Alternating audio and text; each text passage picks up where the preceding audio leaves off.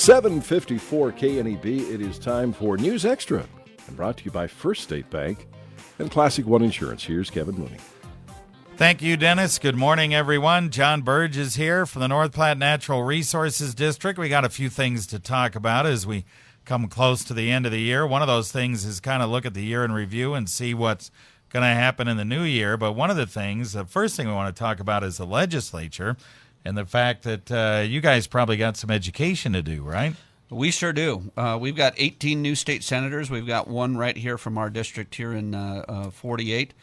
We've met with Senator-elect Stenner, I think 3 times since he's been elected and a couple of times before he was elected. We feel like we've got a very good relationship there. I think he's going to carry a torch for us just like his predecessor did. But we've got 18 new state senators down there that we've got to educate and teach about how water issues work in the West. We've got a new governor. We've got a lot of new constitutional offices that are going to be occupied by new folks.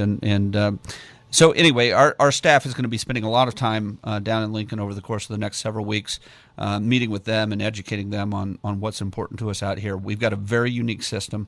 In comparison with the central and eastern part of the states, we have much less rainfall. We have a much higher elevation. We have much less growing degree days. We're much more dependent upon canal water coming in from the mountains in the west, and all of that factors into a unique public policy requirement for us. And we're going to work with those people to make sure their public policy makes sense for us. Yeah, and you got to make sure any interim studies that are done as they come into the legislature and the lawmakers look at trying to do something with whatever the interim studies say, make sure they take into account all those factors you just mentioned. That's right. We Senator Davis, who is a neighbor of ours up north, has led an effort on LB 491 over the course of the past year since the last session, and that's a study of standing. I think we're going to see a bill come out of that. That's a bill that's going to work its way through the Natural Resources Committee, which is going to be headed by our neighbor to the south, Ken Shills from Ogallala, who we have a good relationship with. And we'll have to see how that particular study and its resulting legislation works out. We've been working on that with the study group, and we'll continue to do that on that issue and any other issue that may be coming up. All right, we're going to look at the year in review and what we can look forward to in the next year right after this. It's always something. Your car and home have liability insurance, but in a major lawsuit, would that be enough? My answer is a definite maybe. Umbrella coverage is surprisingly affordable and is an added layer of liability and protection. Ask us about it. Classic One Insurance. It's always something. It's always something. All right, back on News Extra. John Berge is here with us with the North Platte Natural Resource District. We're really pleased to have him here. We just talked about, how we're going to have to keep on top of things in the legislature this year with all those new senators and so forth. But really, when you look at the things that have happened over the last year, you guys have done a lot of work, and you got some things still kind of in the works, right? We've been extraordinarily busy over the last year. When I took this job, I knew that they stayed busy. I didn't realize that they stayed busy all the time. You anticipate that during the winter months you may have some downtime.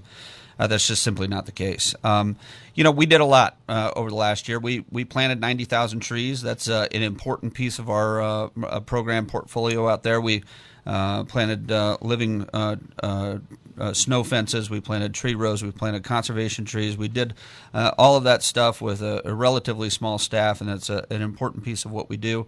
As I mentioned the last time I was here, Kevin, we amended our rules and regulations. We made some very, very significant changes to our cost share program. Those are both meant to benefit and be a little bit more user-friendly for landowners and producers. We've permanently retired about 2,000 acres of groundwater only land. And that's an important piece of what we're trying to do to manage our consumptive use in this district in order to live up to our obligations to the state and to the Platte River Recovery Implementation Program. And that has been quite an undertaking. This is land that was entered into an agreement with us voluntarily, and we did that, and we're going to be looking to do more of that in the coming years. We've also done some pretty incredible stuff, I think, in terms of mapping. It's hard to describe this over the radio, but people are going to be able to see this here pretty quickly. We've developed an interactive web app that can be used by anybody for free to find out information about recreational opportunities here in the district, and it's going to be phenomenal. It's unlike anything that's available out there right now for public lands, and we did it right here in Scottsbluff. We have a terrific staff that works on this sort of thing, and it's going to be district-wide. Done a similar thing with agricultural mapping, so that if somebody is planning some new development, planning a tree row, planning to put a pivot out there, that sort of thing, they can use this map as well. They can do soils mapping. They can check for grade and that sort of thing. All of those things are important from a production standpoint. We did outreach to 3,000 students over the last year. We're probably going to do that or better next year. We've done outreach to countless adults, and we are in the midst of right now planning landowner and producer roundtables around the district for January and February. The last thing that I would quickly mention on that is, we've really tried to improve our transparency. We haven't been the most transparent organization in the past, and we've tried to improve that. One of the things that we put up online very recently was our nitrate graphs in our water levels, our hydrographs.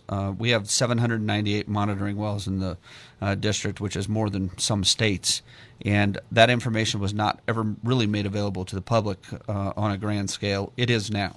So that anybody in this room, anybody in your listenership can go out there and find out what's happening with the aquifer under their feet, and I think that's pretty important. All right. You've done some good things, and I know you've been very busy since you took over this job. So it's keeping you busy. That's good. You need to be busy. I sure do. I've been so busy I can't shave anymore. Yeah, that's right. My 2-year-old asked me to grow a beard on November 10th, just like Santa Claus. So here I am today, looking like you're looking good. Person. So I can grow one too in about 4 days. So. It took me this long to get here. I finally hit puberty. Yeah. So. All right, we'll have John back some more. It's always nice to hear from him and know what's going on with the North Platte Natural Resources District, a very important organization and group in our area. We appreciate it. Thank you very much, Kevin. Thank you.